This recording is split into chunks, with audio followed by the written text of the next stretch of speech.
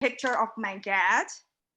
Um, he is very much maintain more of the Muslim features. I actually skipped 2 slides. You want to go back? Okay. So in Shenyang, used to be the capital of the Manchu dynasty, the built by Manchus in 1925 to 1625 to 1644.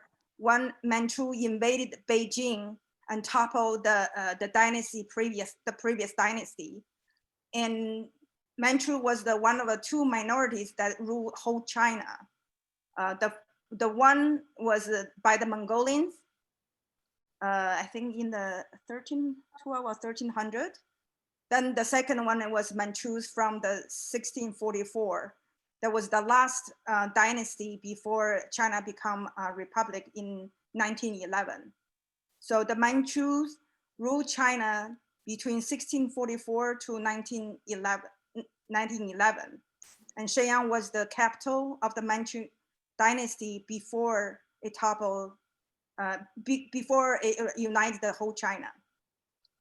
So in Shenyang, the picture on the upper right is the picture of the imperial palace. Right now is a museum.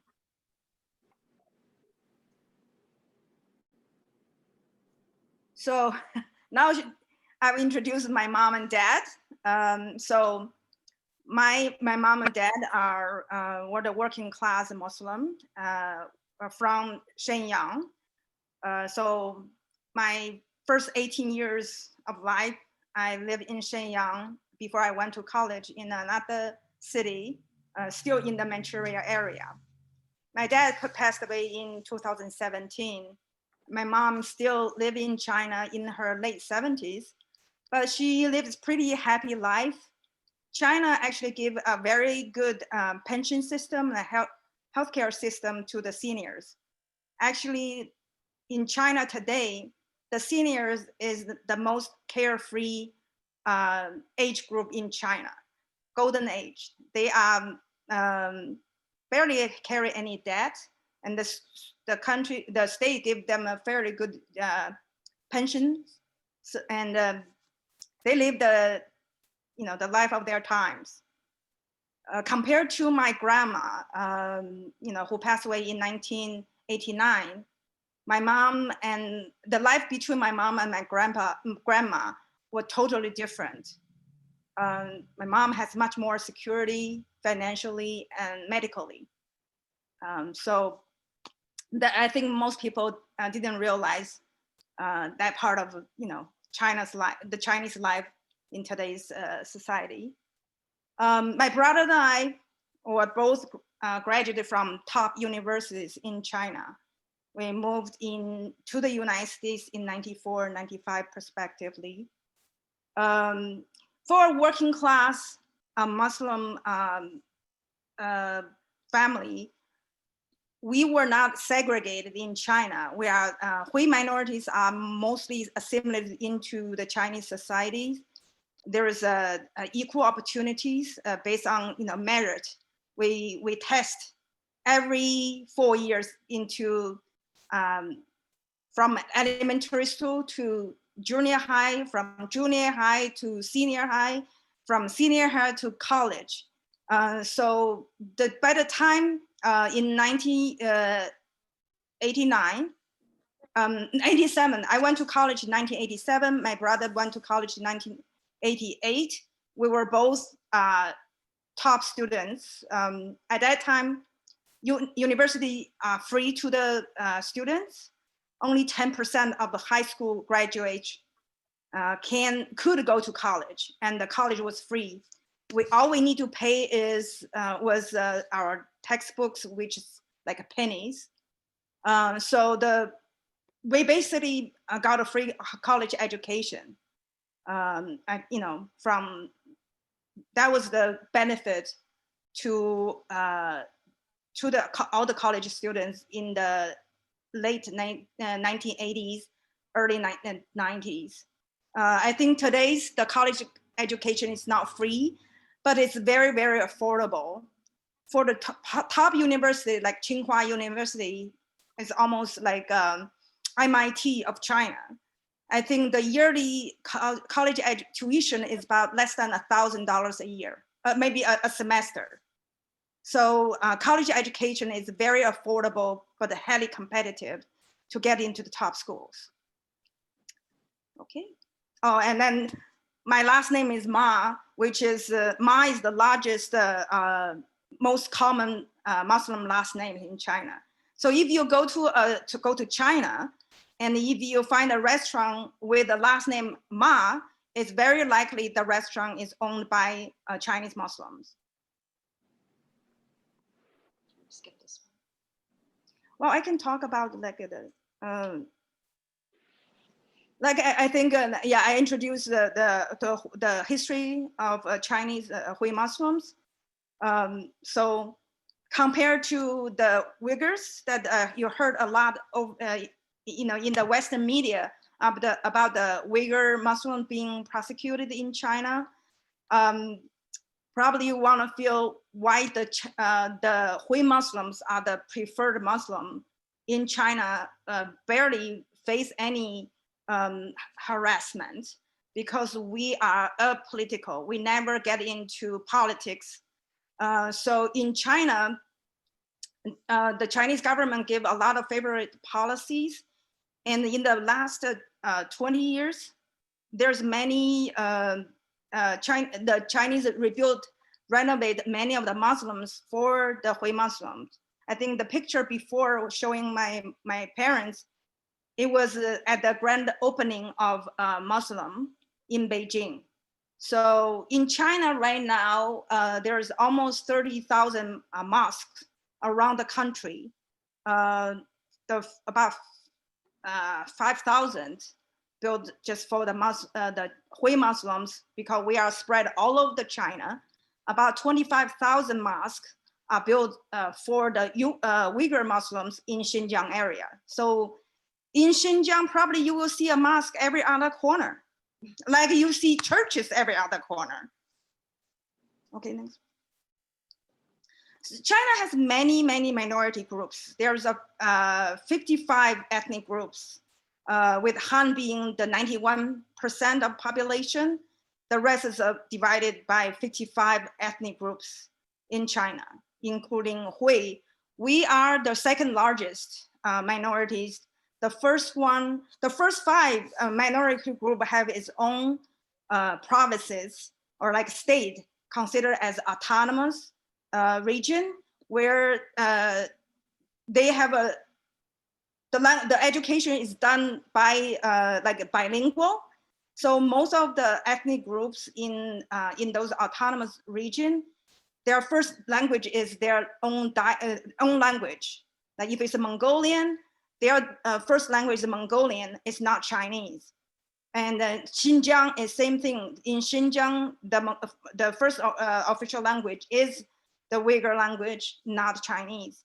So this policy creates a little bit problem, because majority of the ethnic groups do not speak Chinese. They are not fluent with the national language, official language, and that hinder their opportunity to employment out of the region.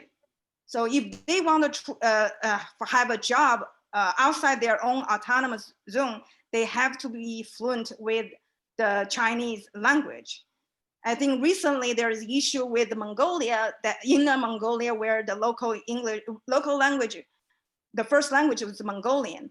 So that China right now want to make sure the Mandarin Chinese is being taught in major subjects, so they are fluent with Mandarin Chinese upon graduation, so they will have a chance to find employment in other part of China, because the ethnic group autonomy zones are actually in north, west, and south of China, away from the economic powerhouse of China. So that's why they have a policy right now to make sure the ethnic minorities are fluent with the official language in China, which is Chinese. Interesting, I think there's a very little known facts in China is the minorities culture are actually celebrated in China. I want to show a Chinese money, and on the back, when they say this money being printed by the Bank of China, it's also printed, the notes are printed in 4 different ethnic language, which is by Mongolian, Tibetan, Uyghur, and then Zhuang people, which is also one of the largest ethnic group in Vietnam. There's a South China. So there was a province, autonomous zone by the Zhuang people next to Vietnam. And then most of the ethnic groups live in far west, south, north part of China. And they are away, they live mostly in mountains. Their culture has been fairly well preserved because of its isolation. But the other issue is economically, they are isolated too. So for China to improve the livelihood of the minorities, they try to renovate, preserve those ethnic cultures and make them as tourist destinations. I have a joke here is one of the Chinese came to visit the United States and they thought Native American must preserve their ethnic culture. So this Chinese want to visit Indian reservations, but was told that it's too dangerous to go there. So he couldn't visit the Native American reservations for safety. But in China, that will never be an issue. If you look at the YouTubes from many Western expats living in China, they will say China is the safest place in the planet. You barely need to worry about safety. Safety, there's no barely like a robbery. A girl can still go around at 2 o'clock in the morning without fear. That's just shows as one of the freedom is the freedom of safety is well practiced in China.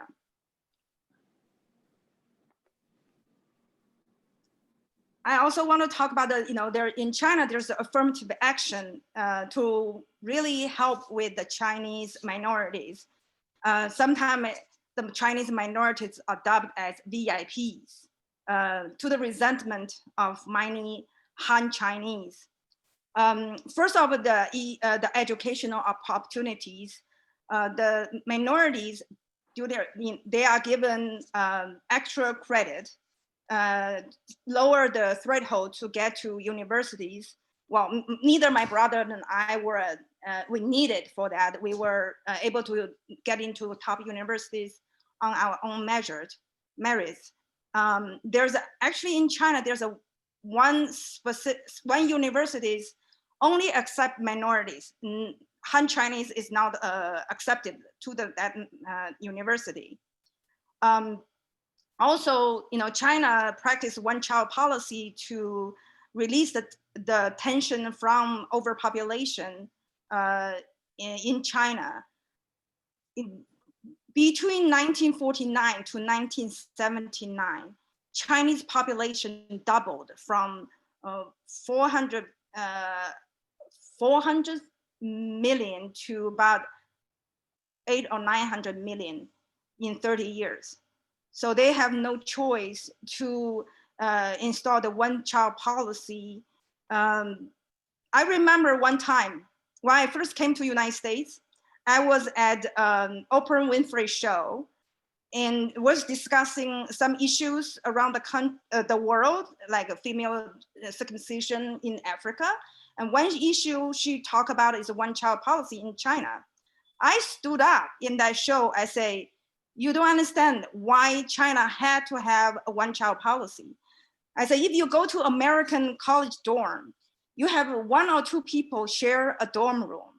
But when I was in college, we have 8 girls in one dorm.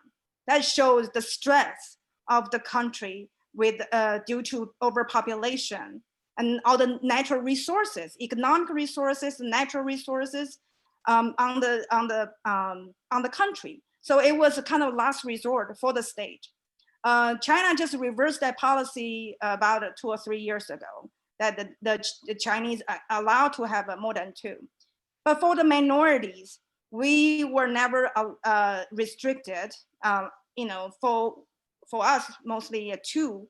But the people in the minority in Xinjiang, the Uyghurs, they can have 4 to 6 kids in Xinjiang. So Xinjiang, the Uyghur population doubled in about 20 years because there was no population control on them.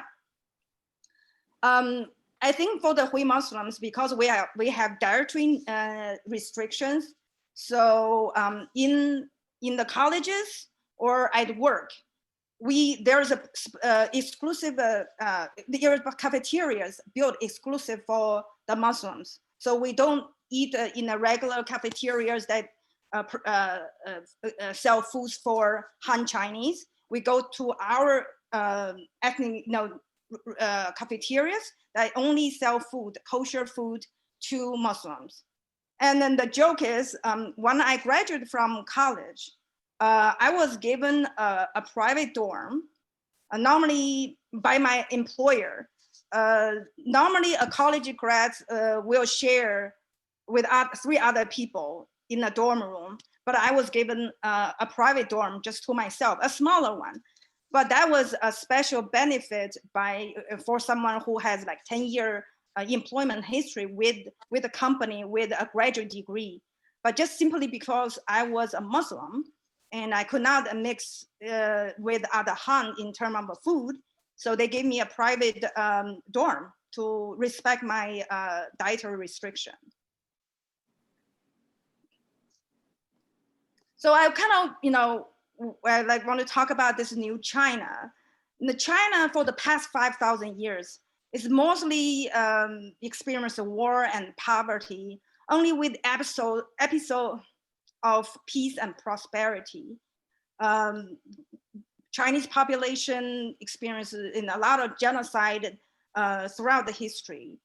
And in between 1840 to 1941, China was invaded and occupied by Europeans and Japanese. So the 100 years, the century between 1840 to 1945 is called the century of humiliation by the Chinese. And right now there's a huge national mindset to eliminate the humiliation from that period.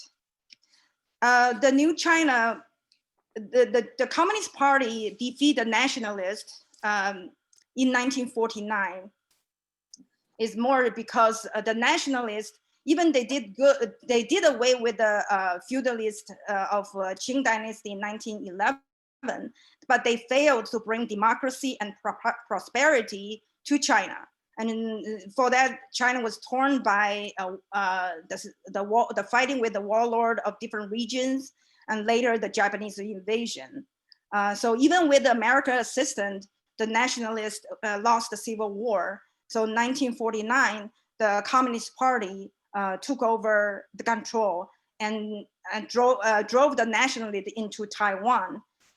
On its way out, the nationalists looted the country's treasure, millions and millions of gold, and also the historic artifacts from the Forbidden City in Beijing.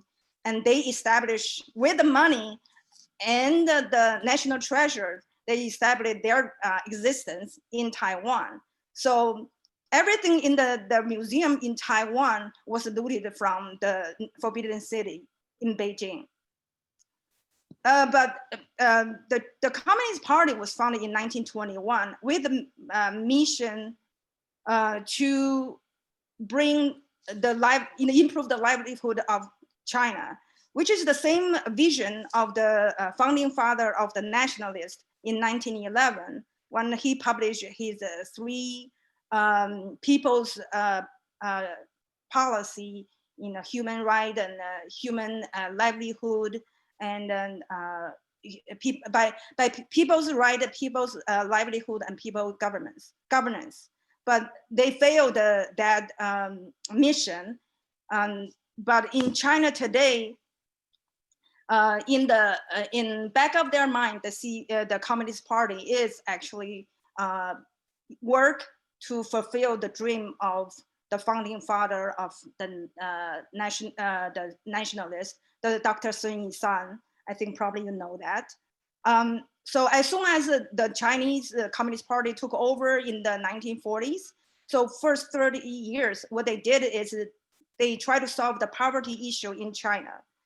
They took a possession of the land and the private business in China to give some means of living to every Chinese. So in the countryside, they took the land and divided it to give the peasants.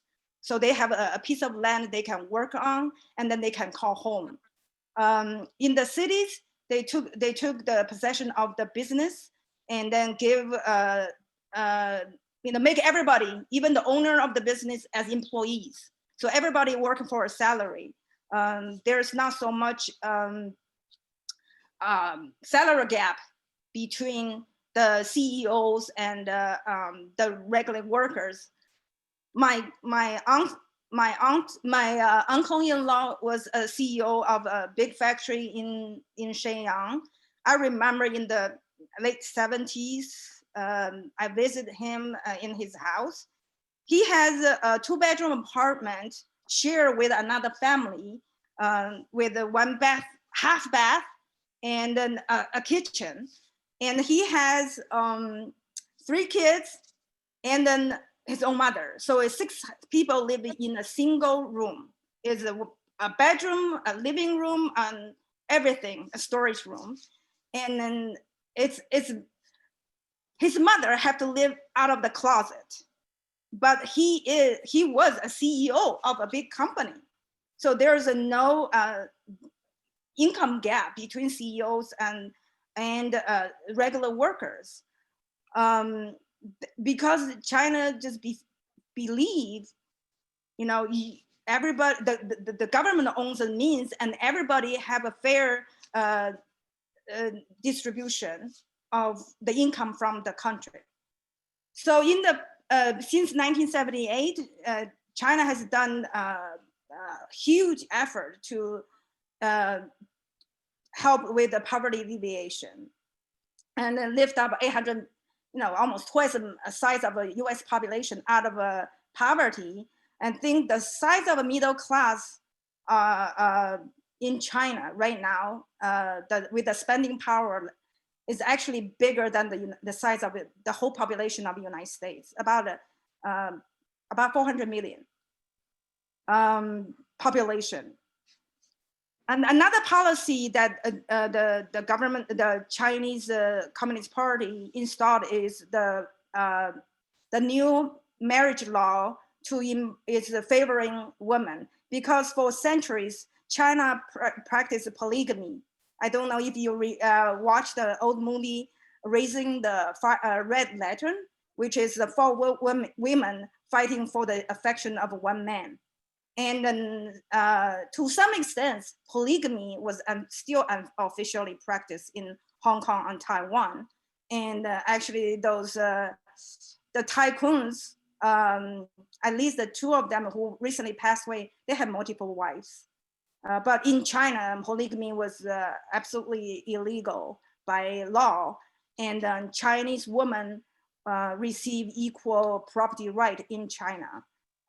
So in China, there's a saying, women hold up half of the sky. So for the first 30 years since 1949, the Chinese, the Communist Party was more focusing of how to be a communist party rather than helping with improving the life of Chinese people. So how to be what is the socialism? but China, as the whole population, was still living poverty. But since 1978, China changed its policy with a focus on economic growth, socialism with market economy. And next one. What about the cat? Oh, okay. So in the 1978, Deng Xiaoping took the power, was the chairman of China, and he has saying, you know, no matter it's a black cat or a white cat, as long as the cat catches mouse, is a good cat, which means doesn't matter if you're socialism or capitalism, as long as the people's livelihood is benefiting from the economic policy, then it's a good ism, a good policy. So that's why since 1978, China was more free market economy in many sense than United States. There's more Chinese owned, you know, business owned by the Chinese people than the United States. Something to my shocking is the actually system, the American system really limited people's opportunity to run and own a business with so many licensing requirements. In China, anybody can go to the street and start selling something to make a living, to feed the family and then put a roof over their head. But in the US, you are not allowed to that. And when Katie and I went to China, she was surprised to see there's no homeless population in China. That's, you know, the two reasons. One is because if, the housing is actually provided by state for a long time. In the countryside, the farmers has their land, they build their own home. So they always, if they cannot make it in the city, they can always go back home. And if they are homeless in the city, the police will buy them a ticket and send them to their homeland.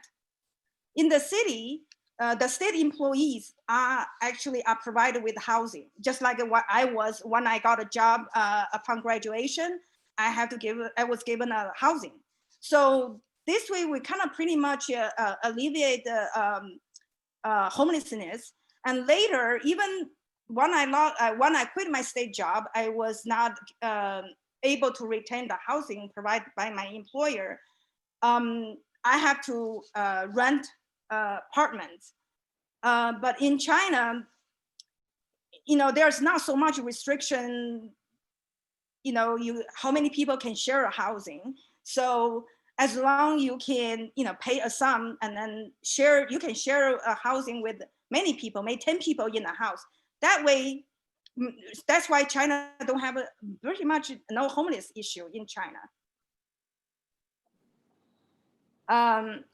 So even though China has to fight the poverty and then try to promote the equal access to wealth, but in the 1970s, late 70s and early 80s, the people in official position was able to make a huge amount of money through the resources available. And many of them actually selling smuggled goods like cars and TVs to make huge profits and enlarge the income gap between the average Chinese and then certain group of the population. And that was the background in 1989 when the student took the street to demonstrate. I was one of them. I was one of the college students slept on Tiananmen Square in 1989. I was a sophomore in college, and we didn't know anything about democracy. Originally, the student movement wasn't apolitical. It was only economical. So when I arrived in Beijing after 30 hours train ride from my college in Northeast Manchuria of China to Beijing, we have no clue. We were just hang out and demonstrate. but it was not about democracy until things just changed. And then many of the foreign agencies start interfering what we were fighting for. So that caused the government crackdown, especially when the students occupy Tiananmen Square and prevent state reception of a visit by the head of Russia to China. And I think the government was embarrassed when it failed to negotiate with the students in the Capitol Hill of China by the Chinese Prime Minister and the student of the movement. The students just refused to evacuate from the Tiananmen Square for the state reception of the head of Russia, and the government had to go to the airport for such important visit. I think for all of that, the government had no choice to do the crackdown. I was there, and my whole family was, my extended family was from the area. They went to street to fight with the armies initially who didn't have a gun. So many of the soldiers were killed during that time. So it's a controversial period of time, and that incident, the 1989 student movement, prompted me to come to United States, because I thought, China didn't have a good system to help improve the life for the ordinary Chinese. Maybe America has one. And that was the very reason I came to United States to study sociology. That's where I met my lovely friend here. Okay. China today. I took Katie last year to China for her first visit. China is beyond somebody's belief. It's so much advanced. If you look at the downtown Chicago with the high rises near the park, it's almost like that in all big cities in China. China it's very prosperous. The city is quite well maintained, clean, and well landscaped. We actually took the speed train that you see here. It was really fast. It's 300 kilometers an hour. It's about like 250 miles an hour. And it was so smooth, you can have a quarter stand on its side, it will not fall. And overall, I think people's life has been dramatically changed in the past 30 years, especially since I left China. Actually, China today is what I was looking for when I left China in 1994. I'm very happy that my mom is well taken care of in China. That it was way better than how my grandma was provided for. So I'm happy for the Chinese living in China. And then now, even people, the rest of the world, they feel like China is it's an economic giant. It is true. You can see there, it's very vibrant. People are very optimistic about their future. My extended family in China are mostly working class. They are not even middle class. And I still feel they are very happy. They are very happy with their life. They are looking forward to a better life than what they have today. Talk about the retirement age. Oh, okay. So, because China has a huge population, and then also growing young people looking for employment. So China has employment age set as a 50 years old when you are just not in managed positions. So from 50 years old, you are still drawing pensions. Sometimes it's higher than the entry level jobs of young college graduates. And if you are in a managed position, it's a 55 years old with a college degree. And then in that sense, China still have a gender discrimination, because for women, their retirement age is 50 and 55. For men, is 60 and I think 60 and 65. So they have to work harder to get their pension, but women are better treated. They can get money, retirement early, and enjoy their life. So in China, women have a better life. Okay, so now, well, we can, if you have any question, you can you can ask. But here is Katie's favorite food. It's a handmade food, beef noodles.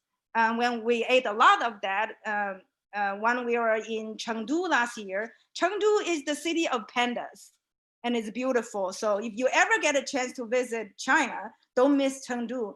It was my surprise to visit there too.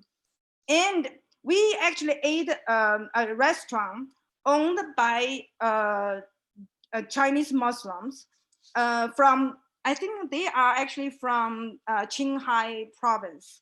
So in China, to help the minorities to improve their life, there is a cooperation between the minority groups in the West region and the metropolitan cities on the East to provide business opportunity, especially food eateries, open eateries in those areas. So because I have a dietary restriction, I can't eat in regular Chinese restaurants. I have to look for restaurants that are run by Muslims. So I can tell certain restaurants that, especially if they sell those hand-pulled beef noodles, very likely they are run by Chinese Muslims. And I feel comfortable to eat there. Okay. Do you have any questions? Yeah, questions? Michael?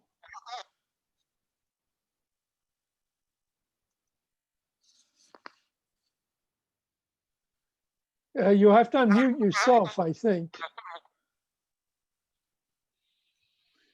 George, wait a minute. You have to unmute yourself, George. Oh, there we go. I Okay, will. that should be okay. Michael, I'm trying to get Now you. we know how the politicians feel about the relations between China and the United States. How does the average person in China, like your family, feel about the relationship between the two countries? You know, just like I came to the United States in the 1990s, at that time, Chinese people view America as like a role model. And I think they want to learn from America. But I think recently, we feel the Chinese, my family and my friends feel the whole Western world just want to pick on China, and not regardless of the facts. And they make up some stories out of nothing. Like just say, you know, the Inner Mongolian, that China want their citizens to, you know, the minority more fluent with the official language than their native language, and China was picked on for genocide. And I think the Western media is not very fair of portraying China. I actually observed that with my own experience when I first came to the United States in 1994. I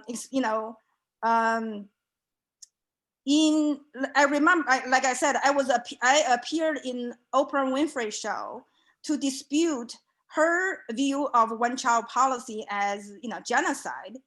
But I told them it was not for that purpose whatsoever. She basically cut my appearance off the show. So you can see the Western media is actually using selective facts to create a narrative, and this it's actually demonized China and really hurt the Chinese people's feeling. It hurts my feeling too. So, and then it's now that, you know, at that in 1980s and 90s, we want democracy to improve our life, but not to pick on us. And then right now in America, they are just picking on China for nothing, regardless of facts. And they fabricated many of charges against Chinese government. And most of the China watchers have never been to China, do not speak Chinese, but they know China more than us. I mean, that really says something. I really hope, you know, America can look at China to see how Chinese government help improve the life of ordinary people. We don't care about America, the governments, but it's the American people and Chinese people's life is more important. I actually have a saying is in the Chinese government to tell its people, don't criticize me, but I'm working hard to please you. But the American government tell its people, you can criticize me any way you want, but I don't give a damn about you. And that's just the attitude. Okay. You have another question Okay, from Ginger. Okay. She wants to know if you're considering moving back to China. I actually planning to move back to China next year is more to care for my mom because I lost my dad in 2017. Both my brother and I moved to United States. We are US citizens, but my mom in her late 80s and she's alone. I think it's more to, I feel she has worked so hard to give my brother and I a good life. And I just feel it's my turn to repay her, to spend time with her. So I am planning to move back to China later next year. Can I ask a question? I was very impressed by the fact that you said your parents are so well cared for. You know, in the wake of the one-child policy, of course, there were few children who could take care of their parents. But now you told us that things have changed and that the government actually takes good care of the older generation. When did that shift occur? I think in about maybe less than 10 years, my mom decided to retire early, so she draw pension very early because she worked in the state and business, so she was able to. But my cousin, she is about my age, she about 50, and I remember in the last 10 years, she lives in more like a rural China in Northeast. And then the city was not well developed. I actually don't see, I mean, yeah, it's improved from 30 years ago when I left, but not so much, not compared to the rest of the country. But I remember 2 years ago, she was telling me she left her company, 7 or 8 years ago. Before she left, there was the contribution made to her retirement account that she could draw upon her retirement. But because she left the company, she had to pay into her own retirement account. And I remember 2 years ago, she need to pay about 80,000 Chinese yuan, is about 12,000 US dollars to her retirement account. So last year she turned to 50. So that means that she actually can draw her retirement account, which she draws about the same amount of money as my mom now. Actually is I think it's 2,400, 2,500 a month, which is $400 a month. So she's actually draw $400 a month at 50 years old. And maybe, yeah, less than that. But now she's having a second job in Shenzhen. You know, after 20 years, she decided to leave the northeast part of China, go south, and work in the Shenzhen near Hong Kong. And she make way more money than her retirement home. So she has two income. I think so. I feel the state retirement pension system probably was implemented about 10 years ago. Zoe, I loved your presentation. It was so interesting and thought-provoking. And your other presentation a few months ago made me really want to go visit China for the first time. My question though is, I know China's economy is extremely successful, but I just can't get my head around how it works. Is it socialism? Is it communism? Is it capitalism? All the above? Okay, Chinese is a socialism in the sense like the government control all means of economic resources. China used the state-owned enterprise, the company I used to work for, to make most of the fair amount of income, and the income is distributed throughout the society, especially the poverty alleviation. So the poverty alleviation program is actually at least twofold. One is find a way to get them jobs, rather than give them a free handout, like, give you money out of, for nothing. They actually make you to work something. They give you maybe learn to cook, learn to be a tailor, those something. Another one is that they don't want you, the family, to repeat the poverty through generations. So they make sure when you receive the state funding, you actually, your children have to be in school and receive meals. Another joke I also saw on the YouTube about things in Tibet. So certain part of Tibet, one thing is to promote tourism into those undeveloped but culturally unique places. So tourism will bring income to the local economy. They encourage local residents to open up their own homes to accept tourism, to tourists to live in their home, and the government will pay for the rent, the housing there. So they make the local residents become a tour guide and earn income from the government. So in China, is pretty much to make sure everybody is doing something. And then no matter how much, you can get a little bit income from it, at least the pride of labor. And I think in America, I feel, like I said earlier, the homeless issue is not only a housing issue, it's also the restriction of employment, especially in America with the licensing. You're not to do a lot of the business that in China you are free to do. Like I remember in China, you go to in the evenings, everybody will bring out other places. They bring out some fruits or everybody become a little street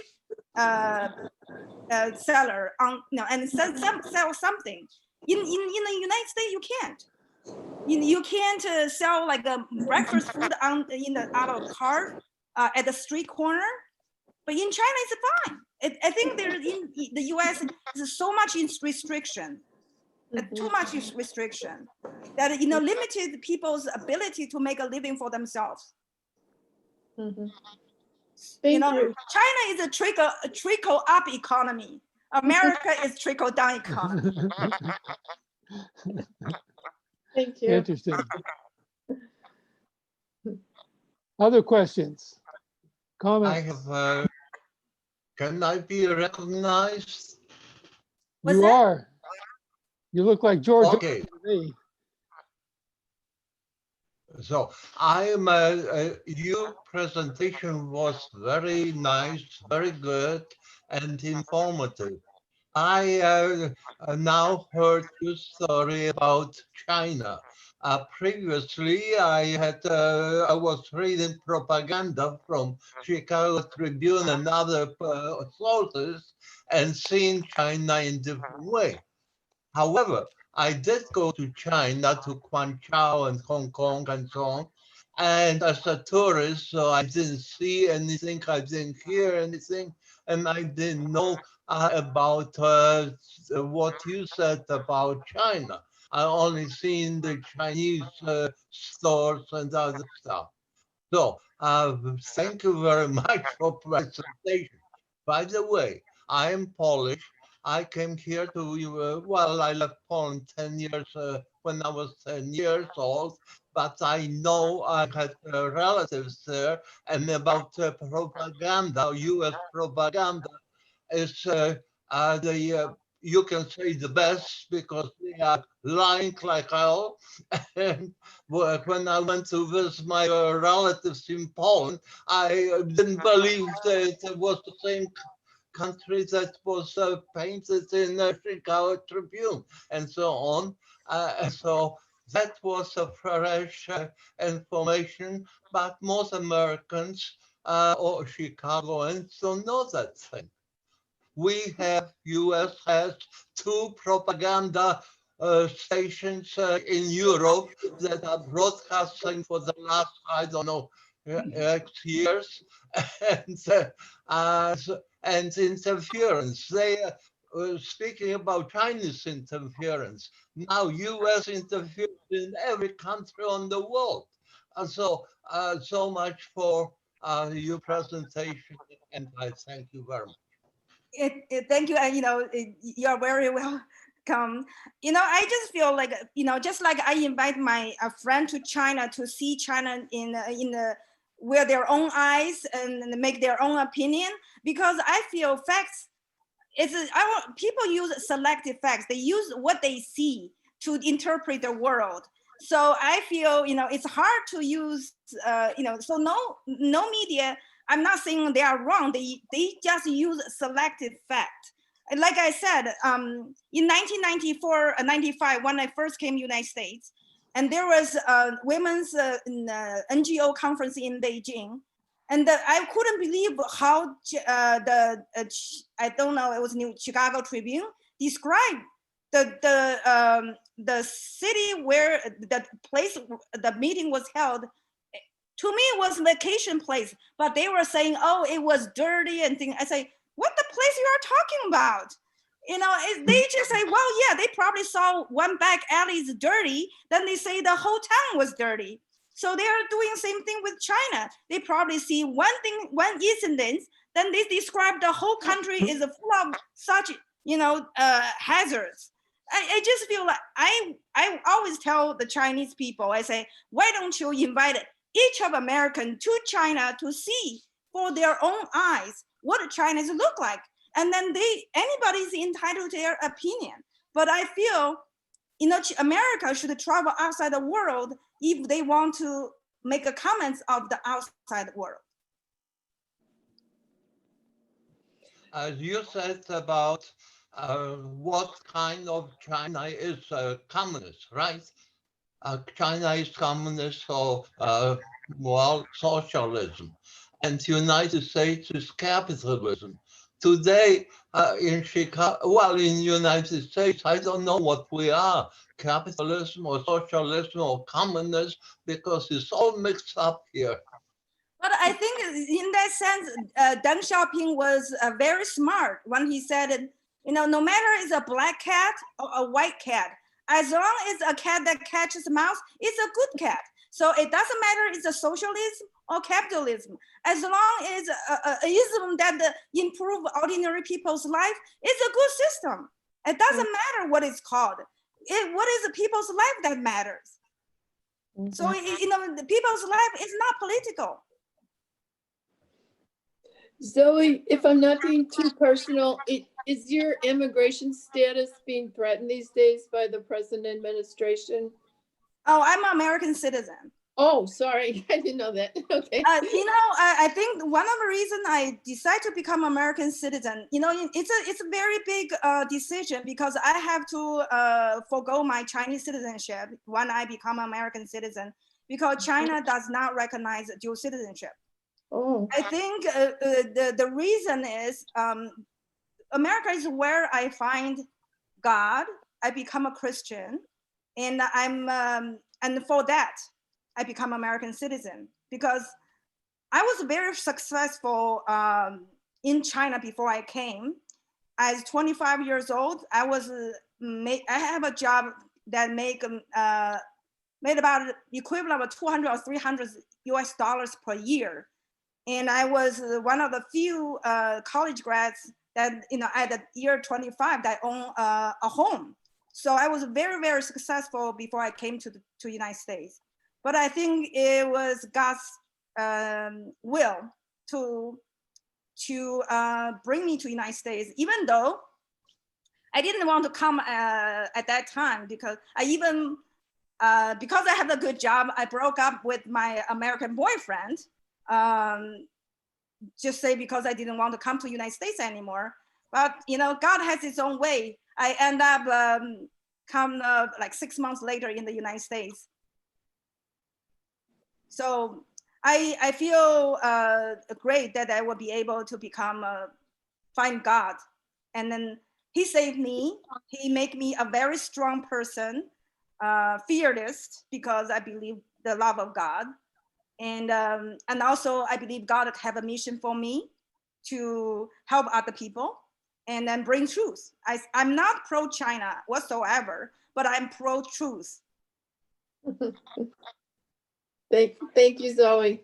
And we hope you don't leave the United States. Well, actually, I'm writing a book about like an autobiography about my 25 years life in China, in the United States. I want to just give people my view about life in America, and I feel people should know how to survive America. And I want to pro peace. I think this world, we do not war. We don't need the politics. We need a policy to give people a roof over their head and bread on their table. Mm-hmm. Very good. Thank you. Thanks. Thank you very much for your insight. Thank you. Thank you. Thank you. Tom, you have to unmute.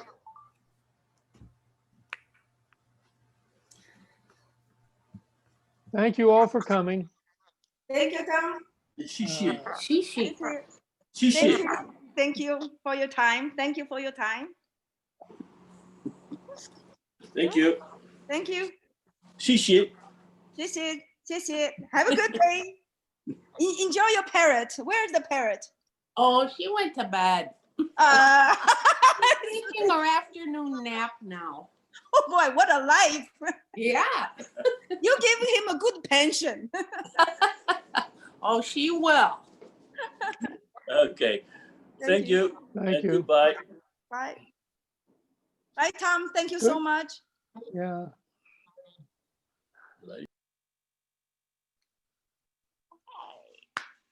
Yeah, I did it, eh?